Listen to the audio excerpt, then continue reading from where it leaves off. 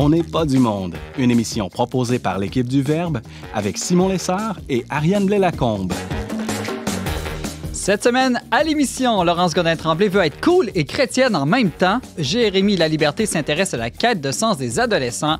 Et Benjamin Boivin analyse la première année de guerre en Ukraine. Bref, on n'est pas du monde.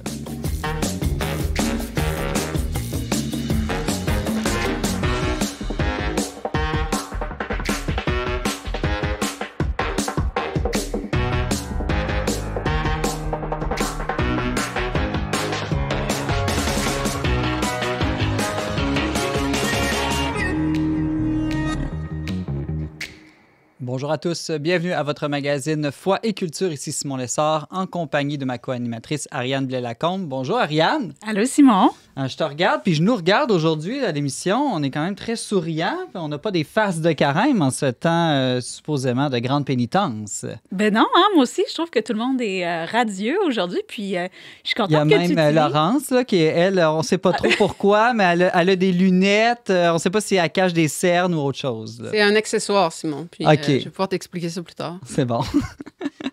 Je suis contente, Simon, que tu mentionnes l'expression face de carême parce que c'est une expression qui est en voie de disparition. Ah oui? De fait, les jeunes questionnés à ce Tu es en sujet... train de dire que je suis dépassée, c'est ça? Non, au contraire, tu es un gardien de la culture et de la présence de la foi dans le langage parce que de plus en plus, les jeunes n'entendent plus l'expression face de carême, ne savent pas ce que ça veut dire, ne savent même pas ce que c'est le carême.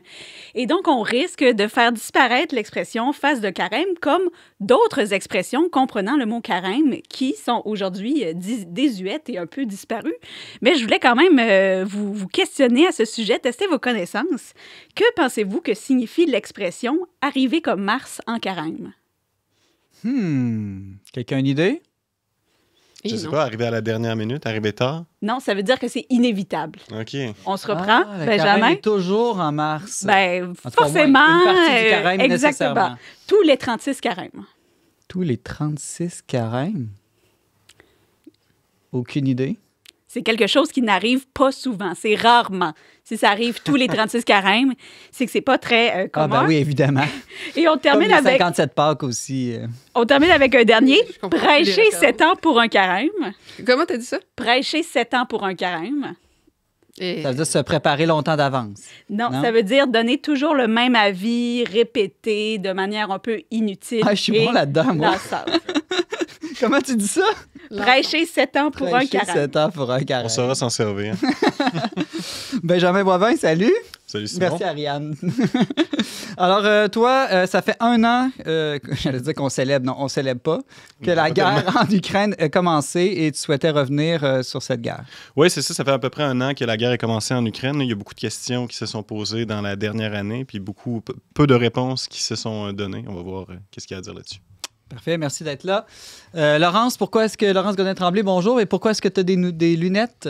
Ah, ben c'est parce qu'aujourd'hui, je vous parle de la coolitude. Et les lunettes soleil, ça représente la coolitude. Pourquoi? Parce que ça fait comme un écran face aux autres. Puis quelqu'un de cool, c'est quelqu'un qui est capable de dire à la pression sociale, non, moi, je suis capable d'être moi-même. Puis c'est assez significatif parce que qu'est-ce qui est moins cool qu'essayer d'être cool en mettant des lunettes soleil quand ça marche Je pas? trouve que tu le démontres très bien. Exact. Donc, ça montre aussi un autre principe que quand on cherche à être cool, souvent, on n'est pas cool. Ah, donc j'ai très hâte d'entendre ça en tout début d'émission. Merci d'être là, Laurence. Et un nouveau baptême c'est son baptême de la radio, je crois. Jérémy Laliberté, bonjour. Bonjour. Alors, avant que les gens s'en rendent compte, je mentionne tout de suite que tu as une voix de carême. Ben toi. oui, exact. C'est parfait. Une extinction de voix pour sa première apparition à la radio. C'est merveilleux. Il a trop fumé durant le Mardi Gras. Exactement. C'est elle qui l'a dit. Bon, puis ça dure depuis. Bon, ben toi, tu viens nous parler de la quête de sens des jeunes, des ados. Pourquoi, en fait, que tu t'intéresses à ça? Ben moi, en fait, je m'intéresse à ça depuis que moi-même, je suis adolescent, là, je dirais. Puis la question m'a jamais quitté. Depuis que je suis ado, même, je travaille avec les adolescents dans les camps de vacances. Et depuis, puis là, je suis à 31 ans. Je travaille à la Villa des jeunes, puis c'est un sujet là, qui est important pour moi, puis c'est un sujet si simple que je vais vous régler ça en 15 minutes. OK, bon, ben très hâte d'entendre ça en tout milieu d'émission. Merci d'être là avec nous. Tu vas voir, ça va très bien se passer. C'est parti pour cette émission. Vous avez un commentaire, une suggestion ou une question pour l'équipe d'On n'est pas du monde? Contactez-nous via les pages Facebook et YouTube du Verbe Média ou écrivez-nous directement à onpdm@le-verbe.com.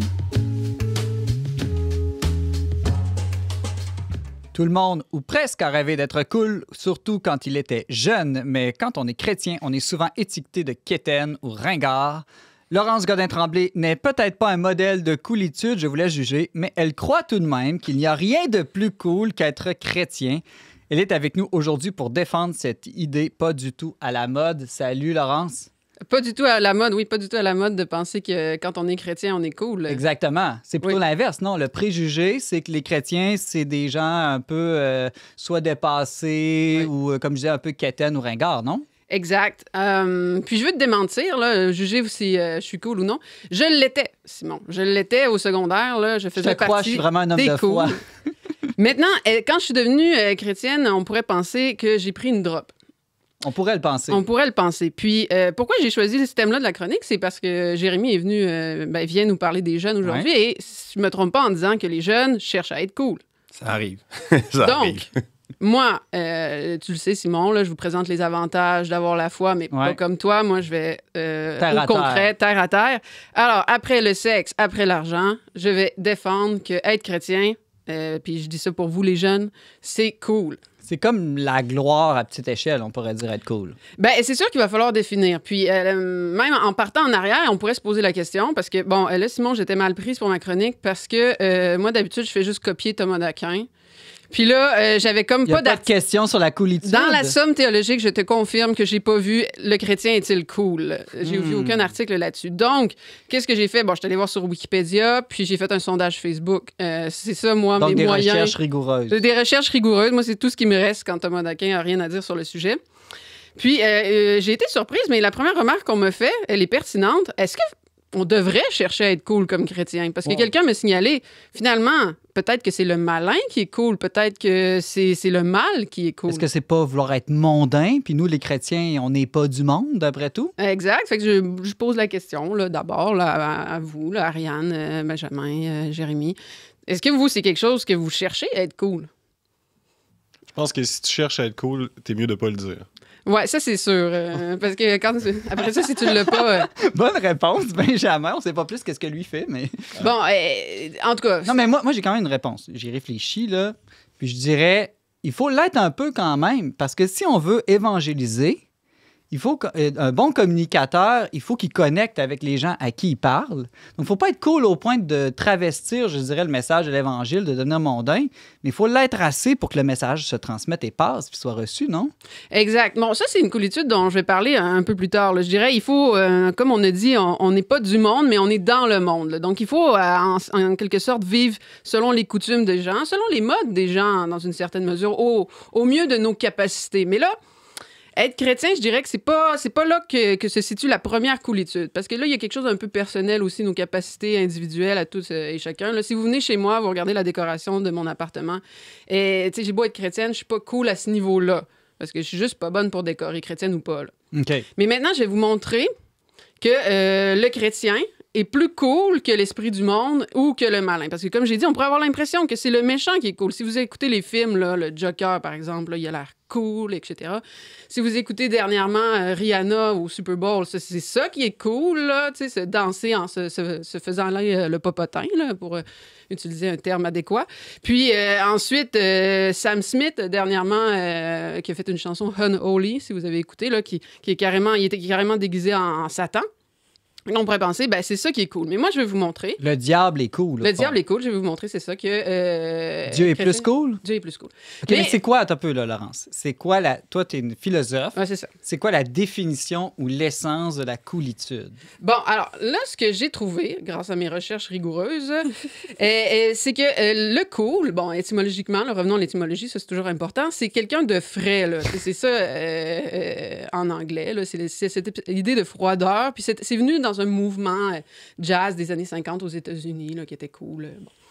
Mais l'idée de froideur ici, là, qui implique, là, on pense au cool, on pense à quelqu'un de décontracté, quelqu'un, etc., de relax, ben, ça vient de l'idée d'être capable comme de désobéir aux normes sociales, de ne pas être juste un suiveux. Hein? Parce qu'un des contraires d'un cool, c'est un suiveux. C'est quelqu'un qui fait juste le mouton puis qui est à la portée, qui est à la remorque de toute opinion. Et nous, les chrétiens, c'est bien connu, on est des brebis du bon berger, on est des moutons. Là, c'est ça. Là, moi, je vais vous montrer qu'au-delà de cette image-là du chrétien comme un mouton, le chrétien est fondamentalement désobéissant. Puis pour ça, j'ai trouvé un auteur là, incroyable, là, c'est-à-dire, non pas Thomas d'Aquin, mais un célèbre sociologue, Antoine Malenfant. Donc, je vais vous le présenter, qui va nous montrer comment le chrétien est désobéissant. Ensuite, je vais vous montrer que cette désobéissance permet au chrétien d'être original, parce que le cool, c'est celui qui est capable d'être lui-même, d'être original.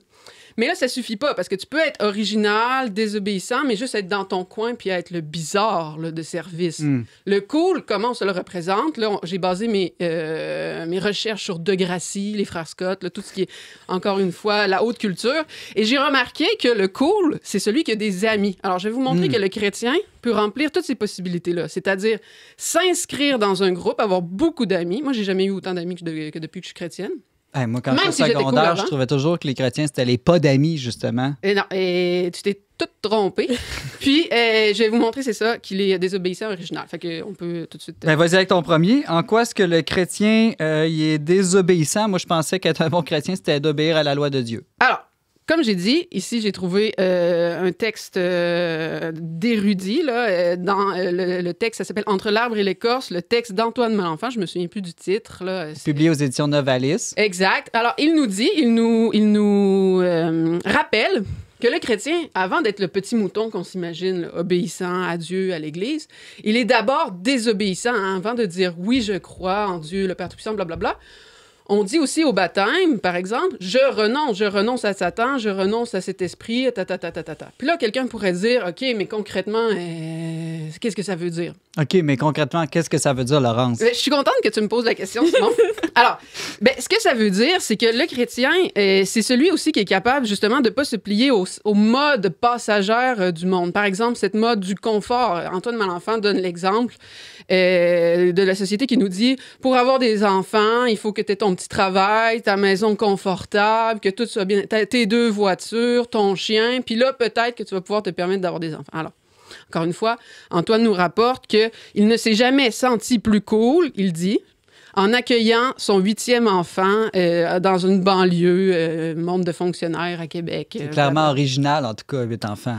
Mais exact. Puis je partage un peu son sentiment parce que finalement, moi aussi, je constate qu'il y a quelque chose de cool, effectivement, de dire, regarde, moi, j'ai pas besoin de la société de consommation, j'ai pas besoin de cette vie de confort, je suis capable de dire non, puis d'aller chercher des biens que au fond de moi-même, je veux réellement. Puis, en ce sens-là, je pense qu'on peut suivre ce texte-là. Puis surtout qu'Antoine Malenfant, malgré son handicap, il est très cool. Tu trouves ça? Son handicap, c'est quoi son handicap? Ben, il est chauve. OK.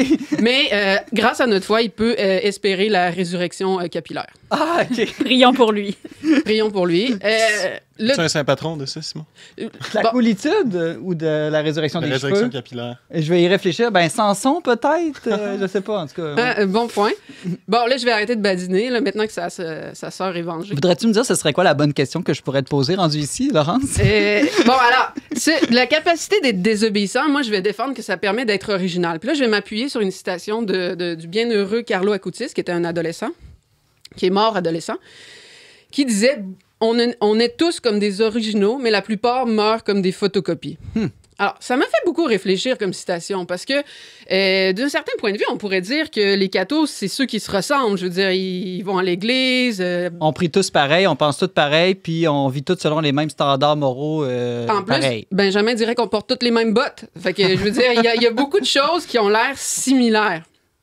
De l'autre côté, le monde nous présente toutes sortes de choses différentes, des gens non-binaires. Dernièrement, j'ai vu quelqu'un qui se disait transgenre homme, non-binaire gay. Là, tu sais, je veux dire, il y a toutes sortes de dénominations possibles et on pourrait dire que la multiplicité, elle est là.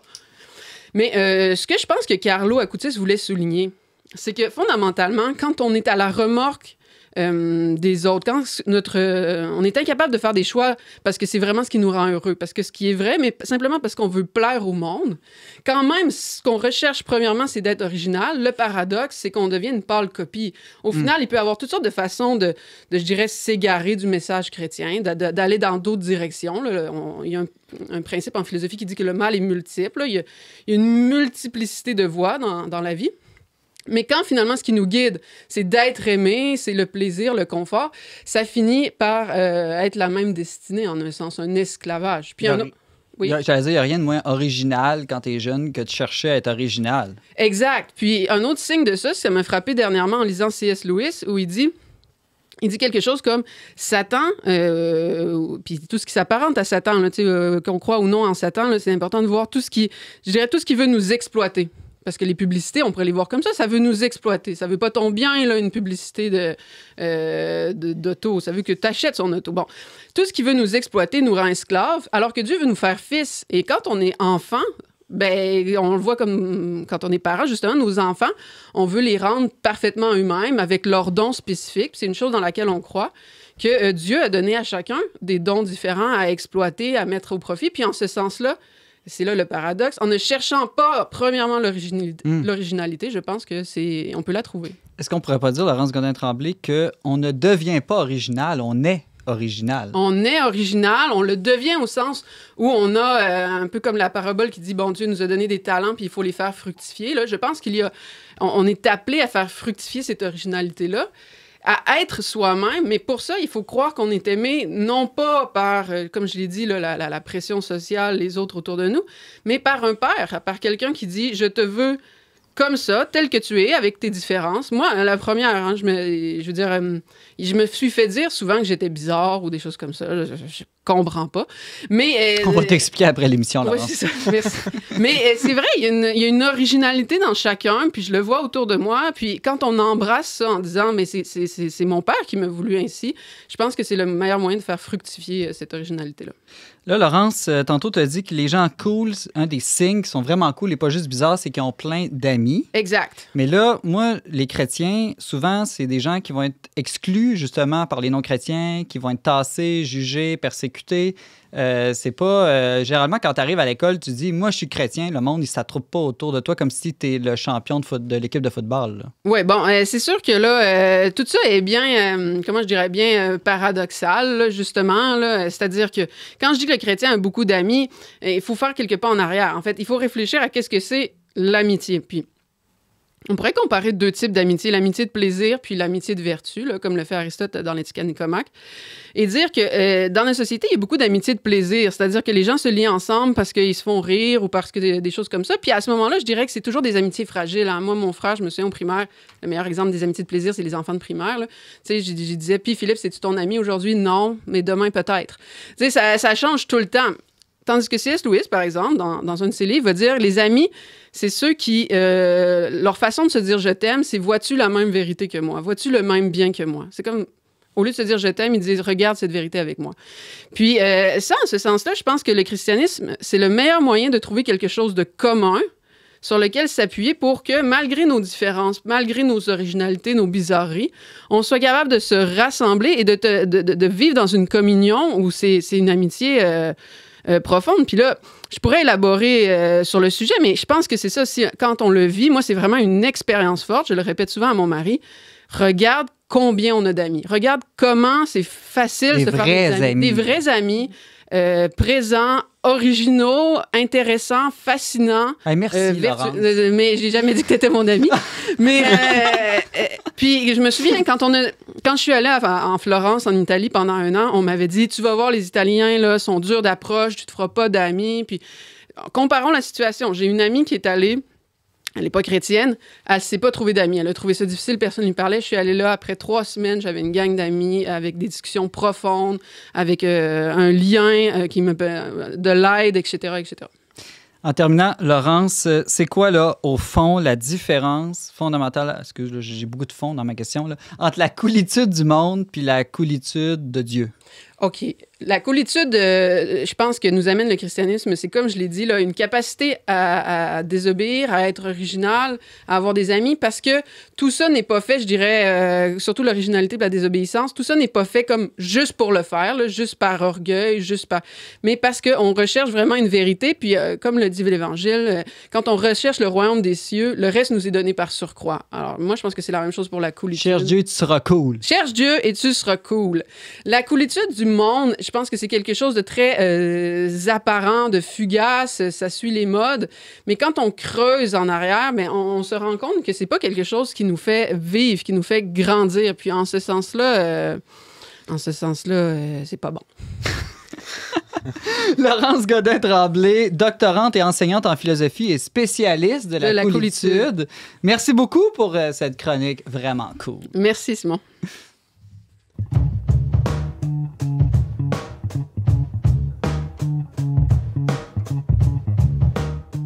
De retour, on n'est pas du monde avec Simon Lessard et Ariane Blais-Lacombe.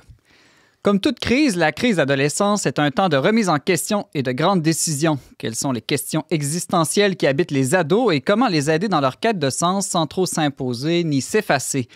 Jérémy Laliberté, qui travaille à la Villa des Jeunes à Québec, est avec nous pour la première fois à l'émission et avec une extinction de voix, afin de nous donner quelques pistes pour mieux comprendre ces êtres étranges que sont les adolescents. Bonjour Jérémy. Salut. Alors comme c'est la première fois que tu es à l'émission, là, d'abord, qui es-tu? Oui. Et pourquoi est-ce que tu viens nous parler de la quête de sens des jeunes? Est-ce que tu es un psy, un prêtre, qui n'a pas de col romain ou quelque chose comme ça? Moi, je suis quelqu'un qui travaille avec les ados depuis 15 ans, puis j'ai 30 ans. Fait que c'est comme la moitié de ma vie que je fais ça. Puis ça a commencé quand j'étais ado, comme je disais tantôt. Puis c'est pas sur une expertise très académique que je vais vous parler, mais c'est sur des années d'essais-erreurs. Des fois, je me suis planté, puis d'autres fois, où est-ce que ça a valu la peine. Fait que ça va être là-dessus. C'est bon. OK. L'adolescence, là, Jérémy, c'est une période qui est souvent ingrate et difficile, on le sait, là, pour les jeunes. Mais dans le fond, j'aimerais savoir pourquoi. Est-ce que c'est juste parce que, selon toi, notre corps change, puis là, nos hormones déstabilisent nos émotions, ou est-ce que c'est pas justement parce que c'est un moment, justement, où on commence à se poser pour la première fois les grandes questions de la vie? Exact. En fait, c'est un peu peut-être un élément de la réponse à la question. C'est pas mal la réponse à la question, mais tu as tout à fait raison.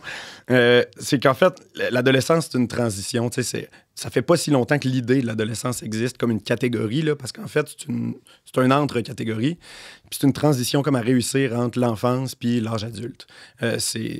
Puis il existe même maintenant l'idée de l'adolescence, c'est-à-dire... Okay. C'est-à-dire... C'est quoi, c'est un adulte qui devient jamais vraiment adulte? Exact, c'est les jeunes adultes qui prolongent leur adolescence. Autour de la table, exactement. Un peu, sauf Benjamin, évidemment. Là. Lui, il est adulte depuis l'âge de 12 ans. Mais on peut se sentir ado à 30 ans là, en 2023, c'est ça qui arrive. Fait que c'est ce qu'on appelle l'adolescence.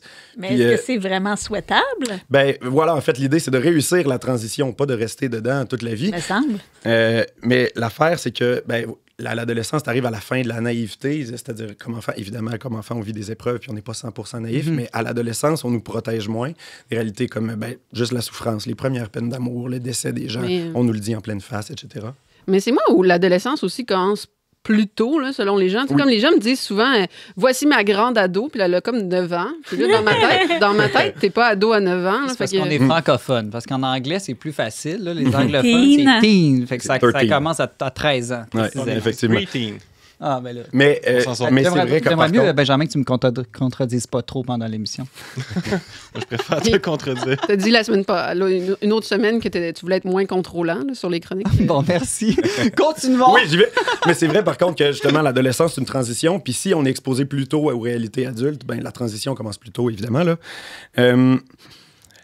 Mais ce qui est pas évident, nous, comme adultes, d'accompagner des jeunes dans cette transition-là, c'est qu'ils nous remettent en pleine face notre quête existentielle. Ils posent la question, ouais, mais à quoi ça sert tout ça? Toi, t'es là comme adulte, tu te lèves le matin, tu fais ton petit train-train, métro, boulot, dodo, puis à quoi ça sert?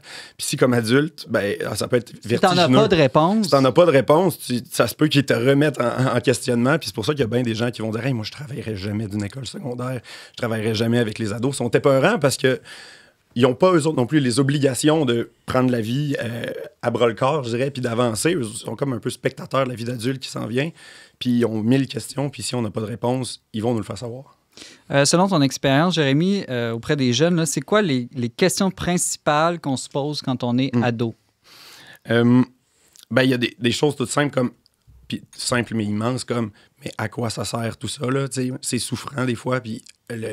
Genre, aller à l'école. Pourquoi aller à l'école, puis exactement. Bon, puis quelle carrière je vais avoir plus tard? Pourquoi me faire suer avec l'autorité de mes parents? Pourquoi je ferais qu'est-ce que tu me demandes? Il y a tout ça, puis il y a aussi juste devant le vide existentiel, là, je réalise que mes parents sont pas des super-héros. Je peux plus juste me tourner vers eux. Je peux-tu vraiment me tourner vers quelque chose ou bien ça a tout pas de sens, ça? Puis pour moi, c'est la question, bien évidemment, c'est la question centrale. Et s'il n'y a rien qui avait du sens, puis à quoi bon forcer dans ce cas-là, tu sais? Puis est-ce qu'il y a quelque chose au quoi ils sont profondément, disons, rebutés ou allergiques? Ben, ils sont allergiques, entre autres, j'oserais dire qu'ils ont un bon radar à bullshit. C'est-à-dire que si de notre côté, justement, on fait juste les pointer du doigt en disant « Hey, tu sais, la drogue, c'est mal, puis ça, on fait pas ça comme ça », puis on fait juste leur donner des instructions, mais qui voient bien que, dans un certain sens, ça se peut qu'on parle à travers notre chapeau parce qu'on n'a pas réponse à tout. C'est pas de même qu'on va rejoindre un adolescent puis lui permettre de progresser dans sa quête de sens, parce que, dans un sens, on lui montre que nous-mêmes, on n'a pas de réponse, mais qu'on s'est juste résigné à faire comme tout le monde. Voilà. OK. J'aimerais ça qu'on discute un peu ensemble là, de comment est-ce qu'on peut bien les accompagner, ces jeunes adultes ou adolescents, dans leur quête de sens. Donc, j'imagine que c'est pas juste d'arriver de manière un peu paternaliste ou condescendante. Moi, mon petit gars, je connais la vie, j'ai des expériences, je vais te le dire comment il faut vivre et penser. J'imagine que c'est pas non plus de juste les laisser aller dans le vide, dire « fais tes expériences, puis tu vas découvrir par toi-même le sens de ta vie. » Non, exact. Il y a toute une question de qui suis-je pour lui dire comment agir. C'est une immense question, mais la réponse peut pas être « je suis personne, je vais le laisser se planter ». Tu as tout à fait raison, il y a un équilibre à trouver. Et malheureusement, il n'y a pas de recette. Il n'y a pas de recette, une réponse facile de « avec un ado, tu fais ça, ça, ça ». C'est toute une question de relation. Puis là, c'est le bout où c'est comme décevant. T'es comme « OK, ouais, je suis obligé de faire l'effort de l'écouter ». Dans un sens, c'est toute une charge de dire « au lieu de lui dire ce qu'il devrait faire, je vais me mettre à son écoute. Je vais aller le rejoindre sur son terrain. Ça ne veut pas dire qu'il faut que je me mette à jouer à l'ado puis à faire semblant que je suis cool. Mais d'être capable de le rejoindre là où il est. Et la première chose, je crois, qui peut faire une brèche dans l'espèce de doute existentiel là, de à quoi ça sert tout ça, c'est s'ils se sentent vus. Il y a une phrase dans les films d'Avatar qu'on entend puis qui, étrangement, résonne beaucoup, même si c'est tout un autre univers. Ils se disent « je te vois » au lieu de se dire « je t'aime » ou peu importe quoi d'autre. Ils se disent « je te vois ». Puis, mais tu sais, c'est pas eux qui ont inventé ça, on ne se reprendra pas. Il y a Jésus qui dit à Nathanaël, quand tu étais sur le figuier, « je t'ai vu ». Puis, Nathanaël se convertit, quand même. Il y a dans le prophète Jérémie, Dieu va dire à Jérémie « avant même que je t'ai formé dans le sein de ta mère, je te connaissais ». Puis si nous, comme adultes, au lieu de dire « voici ce que tu devrais faire », on va juste dire « hey, je te vois, je te reconnais. Je reconnais tes talents, je m'intéresse à ce que tu vis, parle-moi donc de tes difficultés. » On peut, notre seul job, dans un sens, c'est comme d'être le reflet de cet amour-là du Père qui nous voit. Puis si eux autres feront pas automatiquement « oh mon Dieu, Jérémie m'apprécie, donc Dieu m'aime », ça se passera pas de même. Mais on peut déjà être un premier reflet de ça. Puis c'est qu'il y a comme une invitation à agir là-dedans. Est-ce qu'il faut les traiter aussi... Parce que tu disais que c'est un entre-deux. Puis j'imagine le danger, c'est de ne pas réaliser comme parent ou comme éducateur qu'ils ne sont plus des enfants. Exact. Mais l'autre danger, est-ce que ce serait de dire, là, tu es rendu un grand maintenant, fait que sois 100% responsable comme un adulte? Il y a un accompagnement justement là-dedans. Puis mais tu as nommé la responsabilité. Puis en fait, c'est comme le verso de ce que je disais juste avant, là. Il y a une partie de dire « je te vois, t'es un être unique, t'es un individu avec ton histoire, puis je veux que tu saches que je te considère pas comme un pion parmi les autres, mais aussi, maintenant, je t'invite à prendre des responsabilités. » Puis là, ça peut sonner super théorique tout ça, là, mais c'est, par exemple, dans des camps de vacances. Moi, c'est une expérience qui a été forte pour moi. Dans le cadre d'un camp de vacances de randonnée en montagne, t'invites juste l'ado à dire « hey, je vais avoir besoin d'un volontaire pour aller faire la vaisselle. On a marché toute la journée, il pleut, il fait fret, c'est à 1 kilomètre par là-bas, puis il va falloir se mettre les mains dans l'eau frette. Qui c'est qui veut y aller? » Puis celui qui va choisir de dire « hey, sais-tu quoi, je me porte volontaire, je prends cette responsabilité-là. » Dans l'effet de les inviter à prendre des responsabilités, ça ou des toutes petites responsabilités, là, genre vider la vaisselle puis tondre le gazon, mais c'est sûr que ça peut avoir un peu moins d'impact. On leur révèle aussi qu'eux-mêmes, ils portent, en fait, non seulement moi, je peux être le reflet de l'image du père qui les aime, mais qu'eux autres aussi peuvent participer à donner du sens aux choses. « Hey, je vais aller la faire, la vaisselle dans l'eau frette. » parce que j'ai envie que les autres y aillent pas. Puis là, tout d'un coup, tu découvres que tu as le pouvoir d'éviter la souffrance des autres, tu as le pouvoir d'apaiser ce qui peut être difficile. Puis on leur fait découvrir leur propre noblesse, leur propre dignité, en leur disant, regarde, si tu décides d'agir, tu peux rendre les choses meilleures. Au lieu de leur dire, fais pas ça, c'est mal, tu sais. Je pense, Jérémy, à des parents qui ont profondément la foi. Eux, ils ont une vision de la vie, du monde, qui croient être bonne et même vraie. Et ils aimeraient ça la transmettre à leur enfant, qui se pose des questions. Ils ne voudraient pas juste que l'enfant découvre n'importe quel sens à la vie ou un sens qui s'invente eux-mêmes. Ils voudraient qu'ils découvrent le vrai et le meilleur sens de la vie. Comment tu penses qu'on peut arriver à faire ça tout en respectant, j'imagine, l'intelligence et la liberté de l'être humain devant nous? Bien... c'est sûr que le parent a une drôle de position par rapport à son ado parce qu'il a toujours été là. Puis c'est justement comme ado, tu découvres que ton parent n'est pas tout puissant. Tu découvres que des fois, il fait des erreurs. Ça devient difficile. Puis c'est là justement que l'écoute, la patience. Puis tu peux, comme parent, le dire, tu sais, essayer de transmettre, puis ça se peut que ça marche pas. Puis dire, hey, tu devrais pas aller dans telle direction. Puis tu sais, si tu continues à faire ça, je t'aime, puis je sais que tu vas te blesser. Puis ben, tu sais quoi, l'ado, il continue d'aller dans cette direction-là, puis il se plante, puis il se blesse. Mais le moment où ça peut faire quelque chose, si au moment où il se plante puis il se blesse, le parent il a le choix, soit d'être debout puis de dire, tu vois, je te l'avais dit, ou d'être accroupi à côté puis de dire, hey, je t'aime encore, je suis encore là, on se relève. Laurence? Moi, une chose que, bon, j'ai pas encore d'adolescent, là, mais ce que j'ai constaté avec mes jeunes bébés, c'est bon, le fameux dicton, là, ça prend un village pour élever un enfant. Tu sais, dirais-tu, on dit des fois nul prophète en son pays, c'est finalement l'adolescent, c'est encore un moment où on a le plus besoin d'une communauté, parce que, je veux dire, moi, ce qui m'a sauvé, c'est des profs là, sur mon parcours, plus que mes parents, parce qu'évidemment, j'étais en rébellion, j'étais adolescente, puis tout ça, puis c'est comme... C'est ça qu'il faut quasiment espérer là, pour nos ados, qu'ils rencontrent d'autres autorités. Ben, je pense que tu as tout à fait raison. Là. Je pense que justement, la meilleure chose, justement, les parents sont dans une drôle de position. Puis moi, comme animateur à la Villa des Jeunes, ou ayant travaillé beaucoup dans des camps de vacances, etc., on a comme une opportunité quand on vit un projet avec ces jeunes-là. Quand on vit, que ce soit monter une montagne, c'est un méchant projet, mais qui permet justement de les accueillir dans leur truc, de leur permettre d'être vulnérables, puis d'oser dire « Hey, telle chose me fait peur, j'ai de la difficulté, etc. » Ça permet de créer un sentiment d'appartenance. Ça permet de les inviter à prendre volontairement des responsabilités. Puis ça, ben, c'est sûr que les coachs ont un projet avec leurs équipes sportives. Les moniteurs de camp ont un projet. À la Villa des Jeunes, ben, on accueille des groupes qui sont soit des classes scolaires qui ont juste un projet commun de réussite académique. Mais as-tu des exemples de genre de projets ou d'activités que vous faites dans ce centre de la Villa des Jeunes? À la Villa des Jeunes, une chose qu'on a faite récemment, justement, c'est un projet qui s'appelle « Oser la parole ». C'est des jeunes qu'on leur a carrément dit « T'es-tu game de venir t'asseoir autour du feu artificiel de la Villa des Jeunes? » Je me souviens. Puis qu'on se raconte des histoires bibliques. T'es-tu game? Ça te tente-tu? Puis, les jeunes, ils viennent à ça librement. Ben, au début, il y en avait 6. À la fin de l'année, il y en avait 12. Là, c'est notre deuxième année, puis on est rendu à 20. Parce qu'entre eux, ils se disaient, hey, c'est vraiment le fun, parce que justement, on n'est pas là pour leur dire, voici ce que Dieu te dit. On les accueille. On essaie de les accueillir à la manière, autant qu'on pourrait, de ce que Dieu ferait, dans nos moyens bien limités. Puis avec ça s'accompagne toujours un projet cette année, la gang sont allés dans les rues de Saint-Roch, juste distribuer de la nourriture aux sans-abri, puis discuter avec eux, puis sont revenus transformés complètement. Là. Et pour répondre à ta question sur la foi, là, que les parents aimeraient tellement transmettre, tu sais, moi, comme ado, puis on le voit souvent chez les jeunes... toi, quand tu étais ado. Moi, quand j'étais ado, là, il y a longtemps, ces camps de vacances-là, je les ai vécus comme une genre de résurrection, carrément. Comme une espèce de... Il n'y a rien qui a du sens, tout est difficile, j'ai eu une peine d'amour, puis comme, à quoi bon? Puis là, j'ai découvert quelqu'un qui m'a accueilli comme j'étais, qui était le moniteur du camp, puis qui m'a fait prendre des responsabilités, puis avec qui j'ai créé un sentiment d'appartenance avec les gars qui étaient là. Puis je l'ai vécu comme une résurrection. Puis il y avait juste une touche de catéchèse, là. Une petite prière du matin pour ceux qui veulent.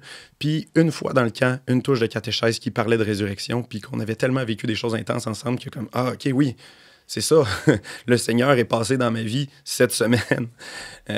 Puis ça, ben, c'est sûr que ça n'arrive pas à tous les campeurs qui vont dans tous les camps, là, mais je pense que c'est le mieux qu'on peut faire. Il nous reste une minute. J'aimerais ça savoir, on a parlé beaucoup de quête de sens, mais qu'est-ce qu'il y en est de la quête de spiritualité ou de Dieu? Est-ce que les jeunes s'intéressent quand même encore aujourd'hui à Dieu, au Christ, ou ils sont tellement, disons, contre la religion puis ils veulent rien entendre?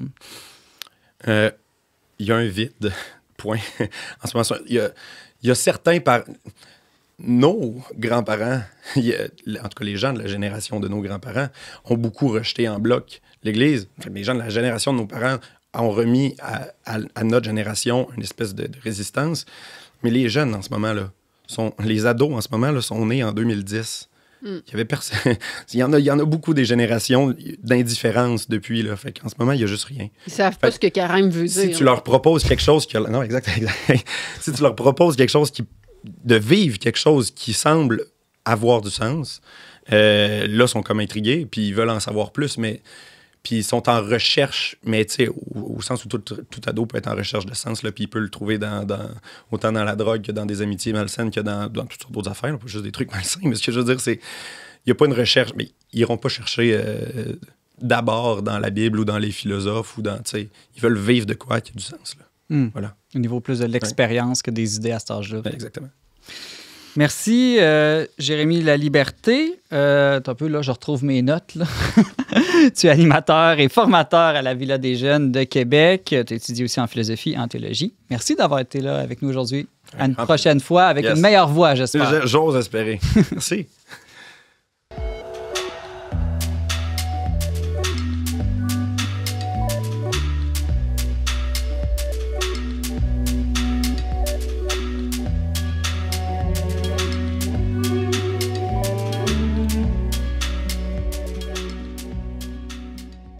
Vous êtes toujours à On n'est pas du monde avec Simon Lessard et Ariane Blais-Lacombe.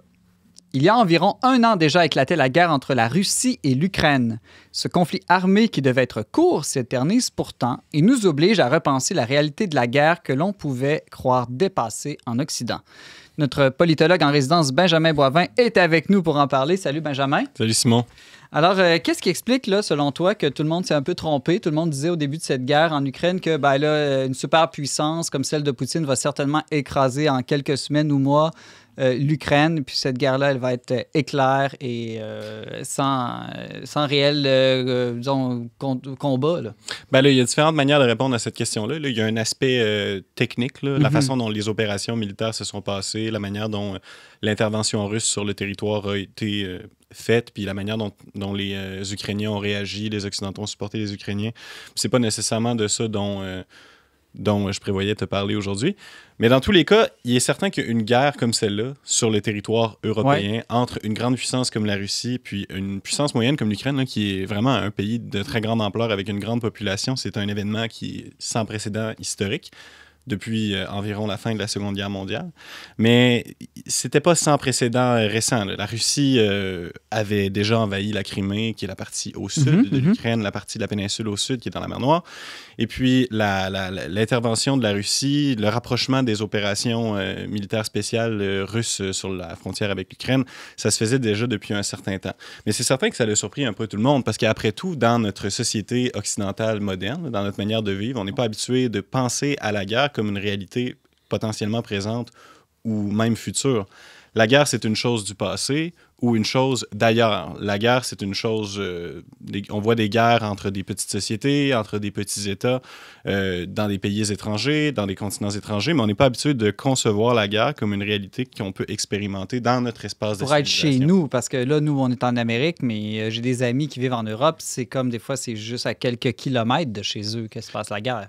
Oui, c'est ça. Puis d'une certaine manière, c'est chez nous parce que la guerre a des impacts... économiques, géostratégiques mondiaux qui affectent notre société et de façon plus évidente les sociétés européennes. Mais c'est aussi qu'on est habitué de penser l'Occident comme justement l'Europe, l'Amérique du Nord et puis quelques autres pays là, qu'on est habitué de concevoir comme une espèce d'ensemble civilisationnel auquel on s'identifie et on conçoit difficilement que la guerre puisse faire partie de notre expérience à nouveau. Mais bon, l'histoire, finalement, s'est produite et ça rompt un peu cette manière-là qu'on a de penser qu'après la fin de la guerre froide, on est sorti de l'histoire, qui a été le lot des générations précédentes depuis toujours et qui semblait inévitable, était finalement devenu évitable, en l'occurrence la guerre. Là, on est vraiment revenu avec une bonne claque au visage dans cette expérience-là, puis comme tu dis, on s'imaginait que ce serait probablement court, mais en fait, ça semble être en voie de se prolonger. Qu'est-ce qui explique qu'on pensait qu'on s'est à ce point trompé, que bon, c'est fini, on est rendu démocratique ou civilisé, les superpuissances sont trop fortes de toute façon pour se faire la guerre. Et puis là, on semble tous s'être fait berner. Est-ce que ça ne révèle pas au fond que certains observateurs plus pessimistes vont dire, ben non, dans le fond, l'être humain, c'est dans sa nature, il va toujours se faire la guerre, on n'y échappera jamais. Vous êtes dans l'illusion, ceux qui pensaient qu'on aurait atteint une civilisation sans guerre. Oui, c'est vrai qu'il y a, disons, l'approche pessimiste sur cette question-là, là, une certaine forme de réalisme. C'est parfois le mot qu'on utilise pour décrire ces gens-là, qui vont dire que la guerre, c'est une réalité inévitable, que dans le fond, c'est un invariant anthropologique, là, que les hommes, lorsqu'on les met ensemble sur un territoire donné, après un certain temps, vont se trouver un objet de discorde et vont se mettre à se combattre les uns contre les autres. Ça va donner la guerre. Et il n'y a comme pas vraiment de moyen de l'éviter. Et puis, il y a à l'inverse des gens qui font preuve d'un optimisme peut-être exagéré, qui tendent à penser que en y mettant vraiment du nôtre, en ayant les bonnes idées, les bonnes ressources techniques, les bons outils, on va être capable de mettre fin à cette réalité-là de manière définitive. Et probablement, en fait, évidemment, comme dans presque toutes les situations, ça va être quelque chose entre les deux. Que la réponse juste, c'est quelque chose entre les deux.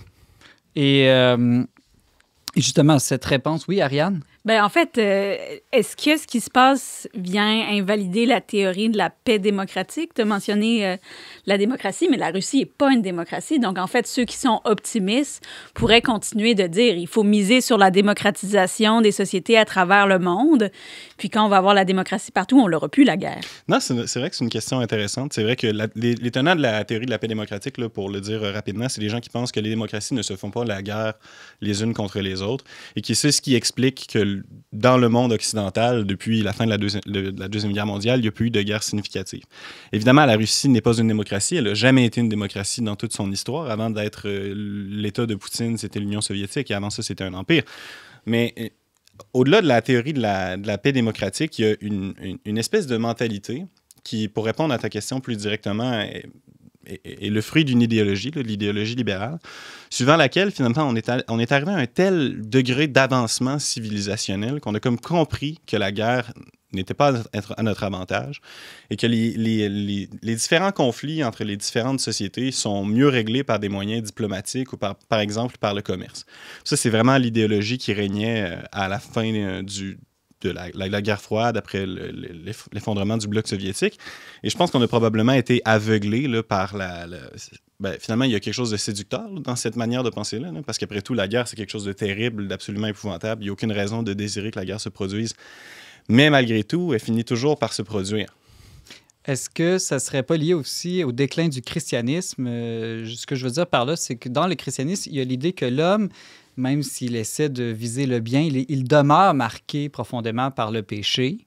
Et peut-être qu'en rejetant le christianisme, on a comme oublié cette dimension-là, que même si on a des meilleures structures, des meilleures lois, des meilleures nations, des meilleurs processus, il restera toujours la possibilité que des hommes choisissent le mal. Oui, mais c'est vrai que l'anthropologie chrétienne, là, qui est différente des deux dont on a parlé un peu plus tôt, celle qui se dit réaliste et l'autre qu'on peut dire optimiste, elle est différente en ce sens qu'effectivement, la nature humaine, d'un point de vue chrétien, elle est bonne. Dieu a créé l'homme à son image et c'était une chose très bonne.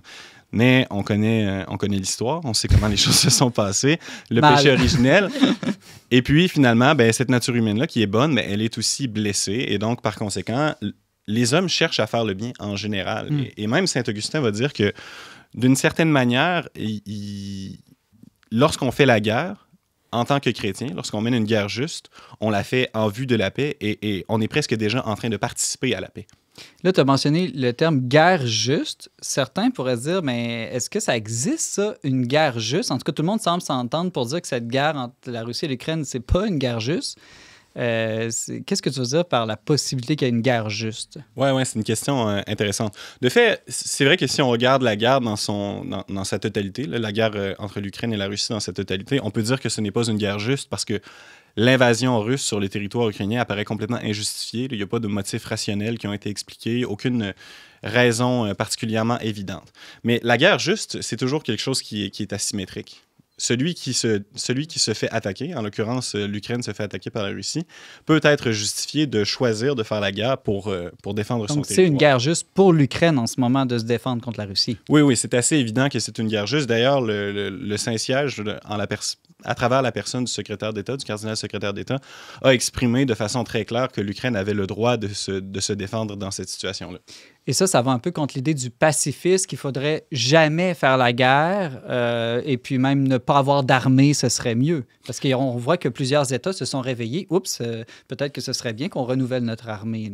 Oui, en effet. Le pacifisme, c'est une doctrine qui n'est pas fondamentalement chrétienne. Là. Cette idée-là que dans n'importe quelle circonstance, la guerre est inadmissible, c'est une compréhension de la guerre et des conflits humains qui est étrangère à l'enseignement de l'Église depuis les débuts de son histoire. Là. Depuis Saint-Augustin, et de façon continue depuis, il y a toute une tradition qui explique quelles sont les conditions dans lesquelles une guerre peut être juste. Et c'est une tradition qui est très étoffée et qui regroupe là, certains des représentants les plus importants de la philosophie chrétienne, comme saint Thomas d'Aquin, par exemple.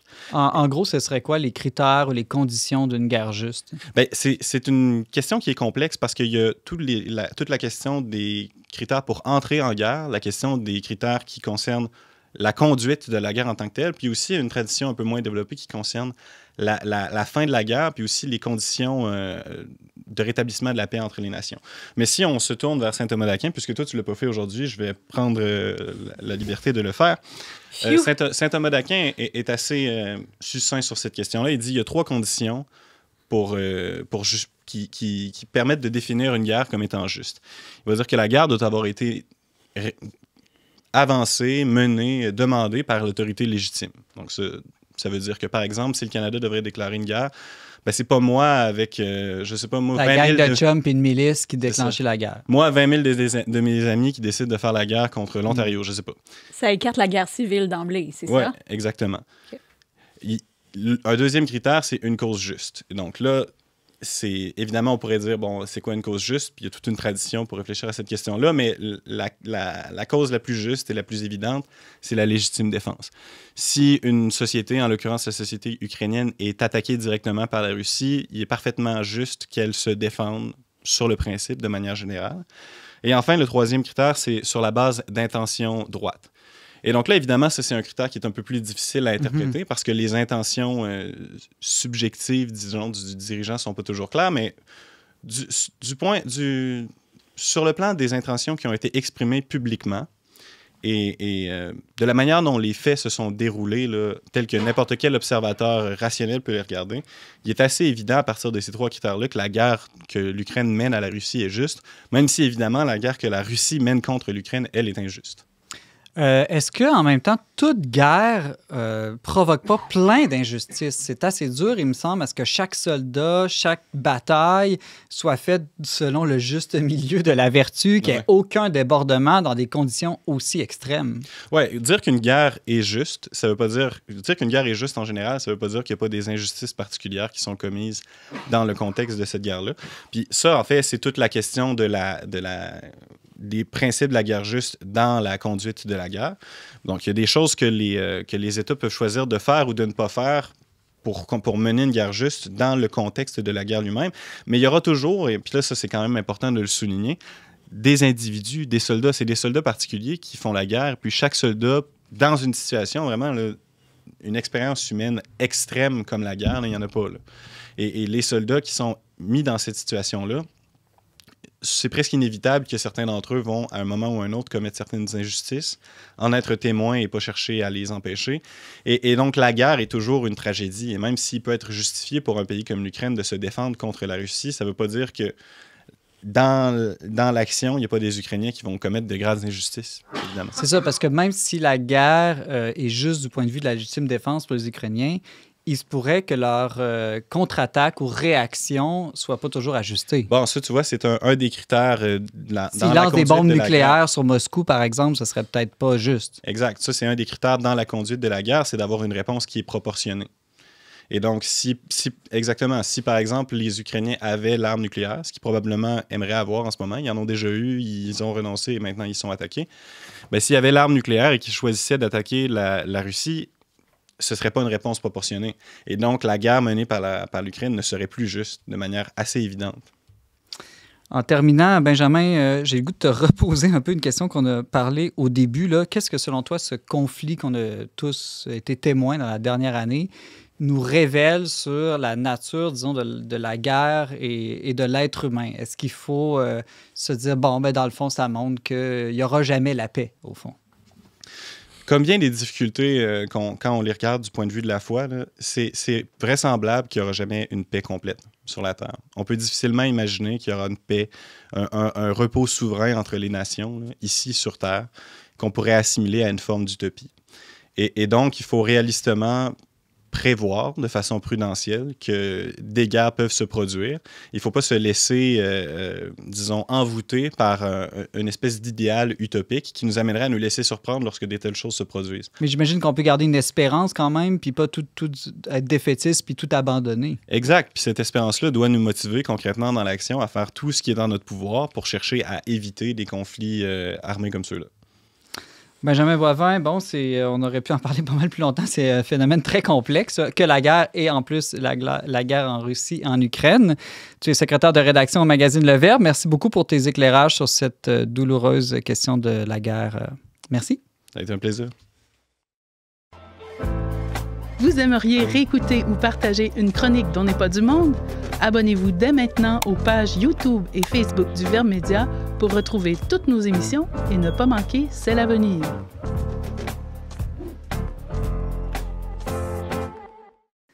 Avant de se laisser, c'est l'heure de notre tour de table culturelle. Laurence Godin-Tremblay, une suggestion pour devenir de plus en plus cool? Alors, moi, je vais vous suggérer la lecture, une biographie du bienheureux Carlo Acutis. Alors, moi, je n'avais lu une en italien. J'ai pas trouvé la traduction française, mais j'ai vu qu'en 2022, puis je vais me la commander, c'est sûr, la maman de Carlo Acutis a sorti une biographie, Le secret de mon fils. Puis je vous le recommande. Là, moi, je vais me l'acheter. Il y a la traduction en français. Moi, j'ai vu des vidéos de sa maman là, qui donne des conférences, des témoignages. Elle est vraiment incroyable, pertinente. C'est très touchant de l'entendre aussi parler du fait qu'elle s'est convertie à cause de son fils. Là. Elle n'était pas particulièrement pratiquante ou croyante, puis c'est son fils qui l'a touchée, au point où elle s'est mise à suivre des cours de théologie. Là. Elle est même diplômée en théologie, puis quand elle parle, là, elle distingue les vertus théologales, les vertus cardinales, les principes de la foi, l'Eucharistie. Elle est très, très, très cultivée comme dame. Et en ce sens-là, je pense que c'est la meilleure personne pour nous parler de son fils. Donc, ça s'appelle Le secret de mon fils Carlo Acutis par Antonia Salzano Acutis aux éditions Artege et c'est paru en 2022. Merci, Laurence. Jérémy Laliberté, un film, toi, que tu nous suggères. Oui. Si, vraiment dans le thème de ce que je vous partageais tout à l'heure, c'est un film intitulé Hors normes. C'est par les réalisateurs et les auteurs de Les Intouchables, que vous avez peut-être tous déjà apprécié. Mais c'est un film qui est sorti pendant la pandémie, donc qui est passé un peu inaperçu. Mais moi, je suis allé le voir au cinéma en 2021, puis je suis ressorti avec le sentiment d'avoir été témoin d'un petit bout de ciel, je dirais. Puis c'est l'histoire de... Ça se passe en France, puis c'est une histoire réelle d'un organisme qui s'occupe de des enfants autistes, mais des cas dont les hôpitaux veulent même plus, là, des enfants qui ont des casques de football, qui sont enchaînés puis qui sont complètement hors de contrôle. On ne sait plus quoi faire avec eux. Et un autre organisme qui recrute des jeunes en réinsertion sociale, des délinquants, etc., pour s'occuper de ces autistes-là.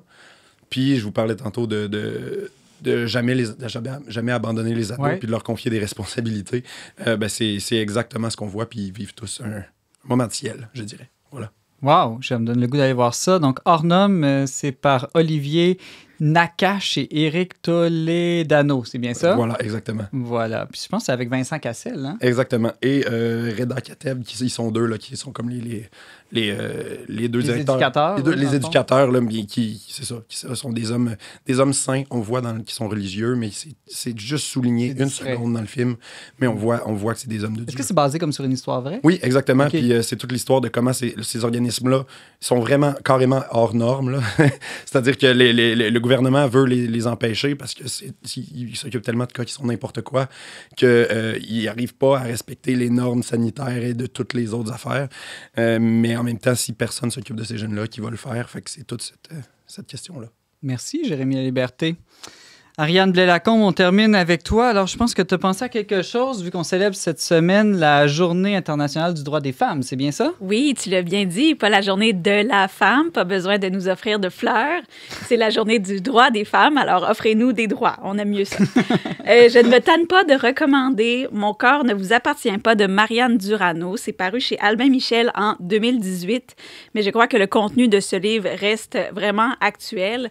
Elle passe en revue des tonnes de sujets qui touchent au féminisme, notamment la grossesse, la révolution sexuelle, la conciliation travail-famille, la contraception, grossesse pour autrui, procréation médicalement assistée. Bref, tout ce qui lie un peu le sous-titre, c'est contre la dictature de la médecine sur les femmes. Donc, c'est un peu tout ce qui est technique, féminisme, environnement aussi, parce que c'est une contributrice de la revue Limite, Feu Revue Limite, qu'on aimait bien. Mais donc, un livre vraiment bien recherché, bien réfléchi, là, qui va... C'est dans quelle mouvance, si je pourrais dire, de féminisme? Probablement l'écoféminisme, je dirais. Ce que je trouve bien, c'est que c'est elle est catholique, c'est un féminisme catho-compatible, on pourrait dire. Donc, un féminisme qu'on pourrait aussi peut-être dire différentialiste, donc qui va reconnaître la différence des sexes, la nature propre féminine, la beauté de ce qui fait qu'une femme est une femme, puis donc qui va aussi dénoncer tout ce que la société et la médecine essaient de nous imposer pour supposément nous libérer, mais qui vont aller contre notre nature, puis finalement va nous enchaîner plus qu'autre chose. Tu nous rappelles le titre et l'auteur? Mon corps ne vous appartient pas. Merci beaucoup. Ça sonne très revendicateur. Ça sonne cool. Ça sonne cool. Tu trouves, toi, Laurence? Oui. C'est d'autant plus cool qu'il est écrit contre la dictature de la médecine sur les femmes. Ouais. Le cas de rebelle. Désobéissance. Exactement. Bon. Non, mais moi, ça m'intéresse. Ça m'intéresse. Ça fait plusieurs années que j'en entends parler. Est-ce que quelqu'un d'autre a déjà lu quelque chose de Marianne Durano autour de la table? Non. Malheureusement, non. Non? Bon, allez lire ça. On va aller faire nos devoirs pour célébrer la Journée internationale du droit des femmes. Merci. Voilà, merci beaucoup à tous d'avoir été avec nous cette semaine. Vous pouvez réécouter cette émission en format balado ou vidéo en tout temps sur Facebook et YouTube. Pour tous les détails, visitez leverbe.com/balado. Je remercie Ariane Blais-Lacombe à la co-animation, Marc-Antoine Baudette et Pierre-Emmanuel Gauthier à la technique. On se retrouve la semaine prochaine, même heure, même antenne, pour une autre émission dont n'est pas du monde.